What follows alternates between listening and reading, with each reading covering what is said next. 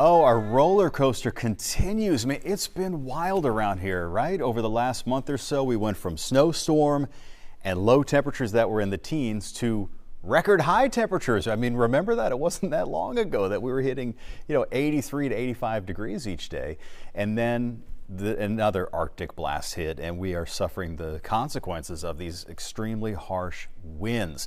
So I want to get you up to date on how things are going to be changing for the better just a little bit today before we plunge again tonight. So checking out the graphics, this is a live look outside right now, not too far away from our studios. This is actually a perspective perched atop the San Felipe Plaza, looking at the Williams Tower, and we have sun. Yes, indeed, sunshine is coming down. And along with that, the temperature is warming, I mean, a little bit. So at this particular location, these are the numbers from Hobby. They came in this morning, got down to 28 degrees, and now we've only risen 5 degrees despite the sunshine. We still have those north winds that are in place around 11 miles per hour, so that's still pulling in the colder air from the north, kind of competing with the sunshine that we have out there. The wind chill at this hour is still 24 degrees, and we actually are still under an extreme cold warning. Now, this is a look at what we call visible satellite imagery, and the brighter whites that you're seeing are the cloud cover, represents the cloud cover that's in place, and it has been really sort of waning, if you will, not raining, but waning as it moves off toward the south. So that's going to allow several hours of sunshine to come into the area between now and, sunset tonight. So it should help to warm us at least maybe 8 degrees from where we are now, maybe 10 degrees. We are climbing out of the depths of freezing temperatures early this morning. Brenham, you were down to 21. You're still freezing, but at least you're at 28, feeling a little bit brighter out there with the sunshine. Katy at 30 at this hour. The Woodlands still checking in at 29, although I suspect that's going to update here shortly. 32 for LaPorte and League City, and 33 in Pearland. So very, very painfully slow warm up. We still have just terrible wind chills out there at this 11 o'clock hour. 21 Katy and Tomball, 24 in Houston, 26 Galveston. And by the way, up in North Texas, their wind chill has been running like about 5 below zero. Throughout the morning up around Dallas-Fort Worth.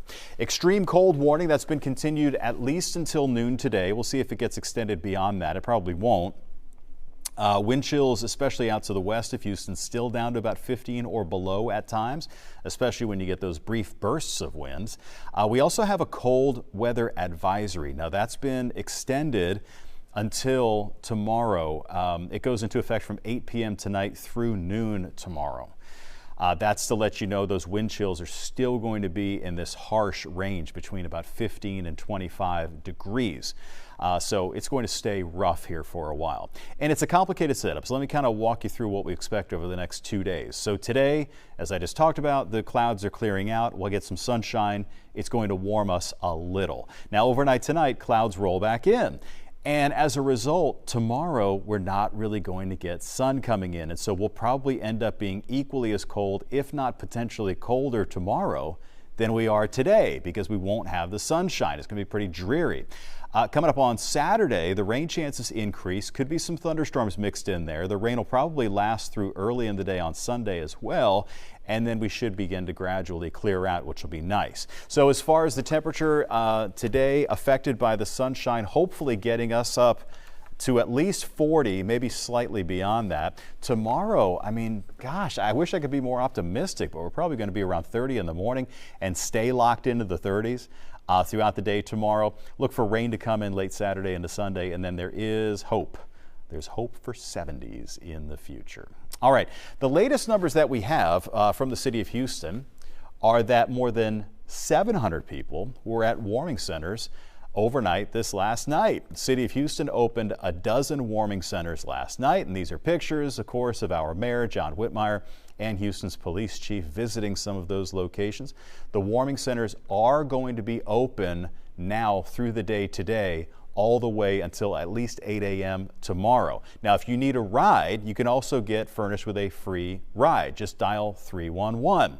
We have all the warming centers listed on our website at fox26houston.com.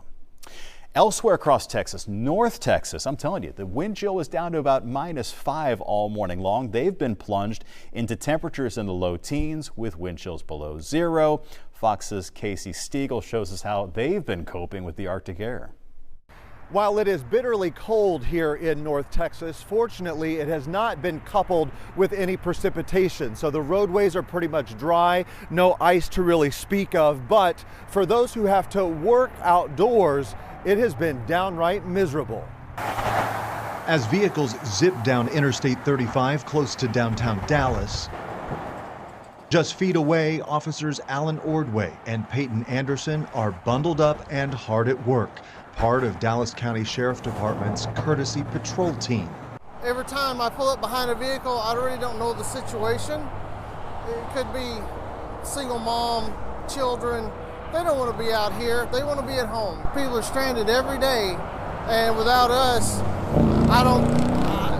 the roads would be just littered with stalled vehicles and people. On this call, they're diverting traffic as a stalled car gets loaded up on a tow truck. After about 20 minutes in the freezing cold, time to warm up in the truck and head to the next person who needs their help. It's rewarding. Again, I don't do it for the pay. The sheriff's courtesy patrol can do everything from helping change a tire, giving folks a jump, or even dispensing a few gallons of gas to those who've run out. It's a free service to motorists in Dallas County, but on this day in these frigid temps, they're not as busy as one might think, people heeding the advice to stay off roadways if they can. You can tell the traffic is really medium to light. So people do stay at home. You know, the news helps to warn people. For the next call, 1557. Out behind DSO. They stopped to check on this truck, which veered off Interstate 45. Everybody was all right, and the driver already had help on the way, so the officers weren't needed. Ordway has been doing this job for 9 years. He says working in the elements can be a challenge, but it could always be worse. Compare this to, say, an ice storm. Are you nonstop in those events? We are nonstop. We are nonstop because we're first responders. On any given day, there are about 7 of those courtesy patrol vehicles working on one particular shift. In the several hours we spent with them today, they responded to about 64 calls all over the county. In Dallas, Casey Stiegel, KRIV 26 News. Casey, thanks for that. You know, this Arctic air has been gripping most of the country. Particularly, it's been noteworthy in places like Kentucky, where they've had a mixture of flooding and now snow and extremely cold air coming in. Here's a look at some more of what's been happening across the rest of the USA. Another winter storm is sweeping across the country this week, and it's bringing snow, ice, and bitter cold temperatures to places starting to clean up from deadly weekend floods. It's been dangerous so far. I know we've lost a couple of people to hypothermia recently. Here in Kentucky, forecasters expect roughly half a foot of snow to fall. The conditions are threatening to impact rescue missions still taking place across the state. Officials say more than 1,000 rescues have taken place so far. And as temperatures fall, utility crews are scrambling to restore power to hundreds of homes and businesses. Where we know it's going to be out the next couple days, again, very important to make sure those people are safe and likely out of their house, either with relatives in a state park or another warm, dry place. More than 24 states are under similar snow and ice alerts this week. In Texas, crews have been working around the clock to treat and clear roads. We're covering this 24 hours a day. All of our crew members are on call, so we are using anybody and everybody to fight this storm. Forecasters say by Thursday, temperatures could reach record lows in several southern states. Cold weather shelters are already filling up, and some are preparing to house hundreds of people before the storm is over. Me and my husband and my son, we had service dogs, and they had to be within us. Here in Kentucky, officials are urging people to limit travel and to prepare emergency kits with flashlights and blankets. In Fulton, Kentucky, Jonathan Seri, Fox News. All right, now speaking of emergency kits, coming up next we have John Dawson with a really interesting kind of unique product in his extended emergency gear test. Stick around. Fox 26 YouTube page. Like and subscribe today. All right, welcome back to Forecasting with Friends. I'm meteorologist John Dawson. This is the special edition of the emergency gear test where we can unfold, we can spend more time, expand our discussion of our product that we're looking at this week. And I'm excited because this is really an ingenious product and it takes out a lot of the stress that sometimes comes along with cordage. And I know you don't always think of stress with cordage, but sometimes that rope or that string or that twine, that cord that you need for emergencies can be a little bit unruly, just a little bit. And here's the example right here of what you try to kind of keep things all organized, but it just has a tendency to kind of go crazy and it kind of becomes a problem. So the product that I'm going to talk about is called Rapid Rope. And what Rapid Rope is it is emergency or utility rope that's in these shatterproof canisters, and you can just pull out however much rope you need, and then it even has a built-in cutter in the top, and I'm going to show you that in just a minute. But what I want to start with is sort of the discussion of, well, what is mostly used nowadays for emergency cordage? And kind of the standard is that 550 paracord. Now, I'm going to be honest, I can't confirm for sure that this is technically 550 paracord. I know it's paracord, but there is a specific characteristics that go along with 550 paracord. And the main thing to note is that 550 paracord has a 550 pound sort of breaking strength. That tensile strength is 550 pounds with that paracord. That's kind of where it gets its name from. Now, a reminder, paracord has been around for years. It was developed for our military's parachutes. So it is very lightweight, it is very strong, and it's, again, kind of become what I would call the standard when you think of a type of cordage that you should include with your emergency preparedness. Because it's lightweight, 550 pounds, that's quite a bit of weight. You could do a lot with that and not worry about it breaking,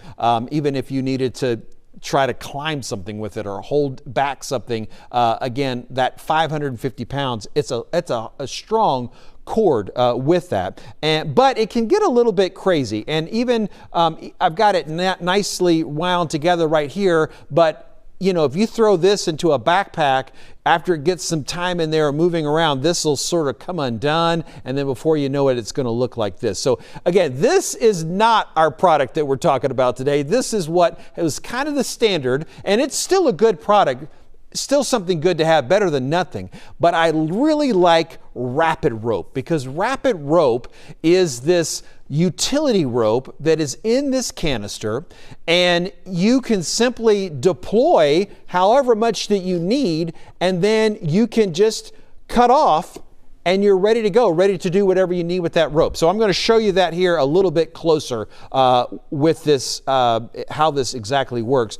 Again, it's all kind of wound in here, and you're going to be able to just pull out. Let's say you know you need about 4 feet of rope, or you can use that and pull it, and then you'll notice there's like a little razor blade in here that's built into the lid. It's protected, so it's going to be really difficult to hurt yourself with it. But you just take your rope and you pull it, and then easily cuts it. Now, you'll also notice while we're in here real tight, this braid that is used for this rope, it's flat. It's not round like that paracord. It's a flat braid. And what I'm told is the way this braid works, the way it's flat like this, it actually makes the rope itself lighter weight compared to paracord, but also even stronger. We talked about the paracord having 550 pound tensile strength, meaning what will it take before it breaks it. This has 1,100 pounds, so over 1,000 pounds of strength before it would be able to break with that. And so that, what I find, is really amazing. And again, I'm told that has a lot to do with this flat braid that's being used here. Now, this will, like a lot of ropes out there, with time and a whole lot of kind of messing with, it will fray at the end, but it's a little slower of a fray than what I have seen in a lot of ropes. So while it will kind of fray, it's not quickly fraying and falling apart. Just like I do with most ropes, you can take this and tie a knot in it real quick, and then that's going to be able to kind of take care of your fraying possibilities. I did not think, or didn't have a chance to, like a lot of nylon type ropes, you can kind of burn that in and kind of melt that down. I didn't try that with this rope. I have to assume that this would work. It would be efficient to do that. I don't know that for a fact, but again, when I was sort of playing with messing around with it, I would tie it into a knot. And I don't know just like a whole lot of knots. I know how to make a simple slip knot that you can, kind of use to secure something. And, I kind of messed with it a little bit, and I tied a few of the knots I know. Again, that slip knot seemed to work pretty well. As in addition to that, the classic square knot worked for me when I was sort of messing around with it. See if I can under pressure here, if I can tie that square knot. Whoops, did it backwards. Try it this way. That square knot worked really well as well. And of course, the secret there with the square knot is that it's not going to lock up on you. You're able to kind of get that out. So that one seemed to work for me. And just a bow tie, I just used it like you tie your shoes or something. I tested that as well. So those are some knots that I kind of played with a little bit and worked out really well. I didn't try to test that 1,100 pounds. I'm going to take them at their word that 1,100 pounds is what this can handle. They had a few videos, on their website that showed them picking up some very heavy objects with it and things like that. But what I think is important to note is that most of the time 550 pounds would be plenty. This is 1,100 pounds.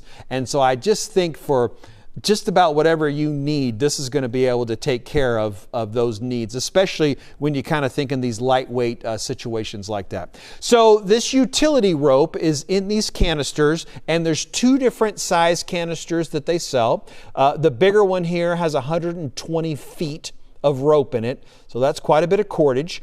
The smaller one has 70 feet of rope in it, which in my opinion, if you're just thinking about a go bag or even just kind of keeping around, these seem like this 70 feet of rope to me seems like that's going to be enough to kind of keep around. One of the things that I also noticed is that, and I've saw this when I was looking up some of the reviews online and everything, is that these are very similar in size to, let's say, a Coke can. And so it easily fits in your cup holder of a vehicle. If you want to kind of keep these in your vehicle, it easily just kind of sits in a cup holder. Or if you have a utility vehicle or something like that, it's an easy way to carry it.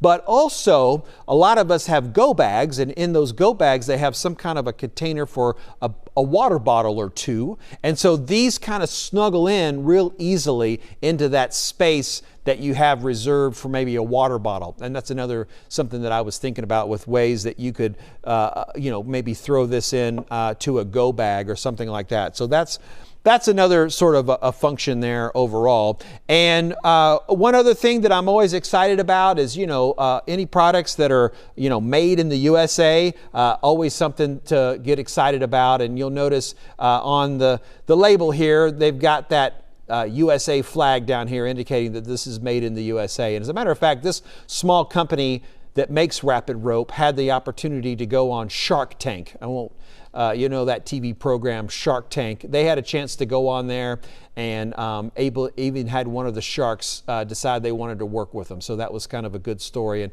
interesting to see. Hey, while we're close up, can you see, it's hard with the reflection. These diagrams right here, I'm going to spin it. There's more of them on this part of it.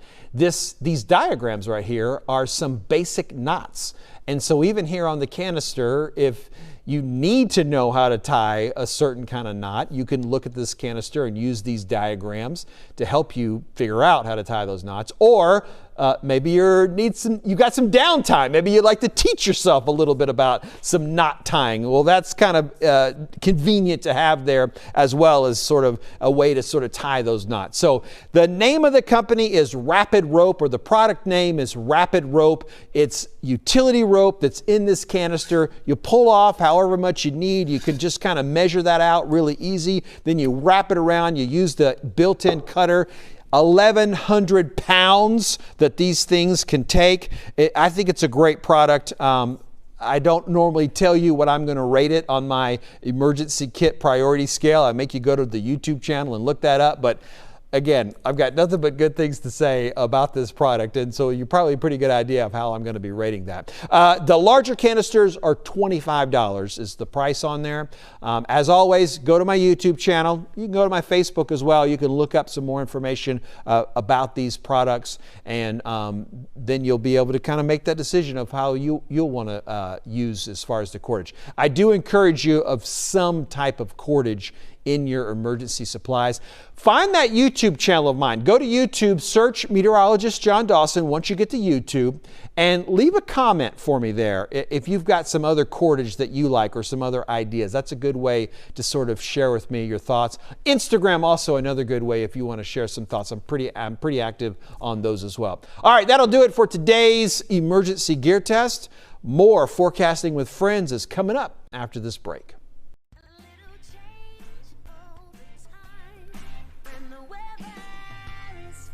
You know, as frigid as it's been around here over the last couple of days, it's not the coldest that we've been. Remember, I mean, it was just 1 month ago that we had the epic, historic snowstorm. And back on the 22nd of January, we hit the lowest temperature of the year, and that was 20 degrees. The day before that, we were 26. Now, this morning, we hit 27. So, third coldest day of the year, technically. 28 on January the 20th. By the way, yesterday, the official low was 29 degrees. That was actually reached at 11:59 p.m. So it was hit right before midnight, which is a little bit odd. Low temperatures this morning. Unofficially, Huntsville got down to 20 this morning, and Galveston just barely avoided a freeze at 33. The rest of the area hit a freeze, and in most areas what you would consider a hard freeze as well. Now, temperatures are gradually sort of creeping their way above freezing, but just barely. Even Bush Airport still at 32 and Hobby at 33. But we do have the sun out right now, and so we should continue rising here and hopefully make our way up to around 40 to 42 for afternoon high temperatures. Tomball and Magnolia just hovering near freezing right now, but you're on the way up very slowly. Stafford's at 35, League City also at 35. Again, we have the sun coming in right now, a little bit of haze, 33 at Hobby Airport. The problem is the wind. I mean, we're still giving us a feels like value of 24 degrees.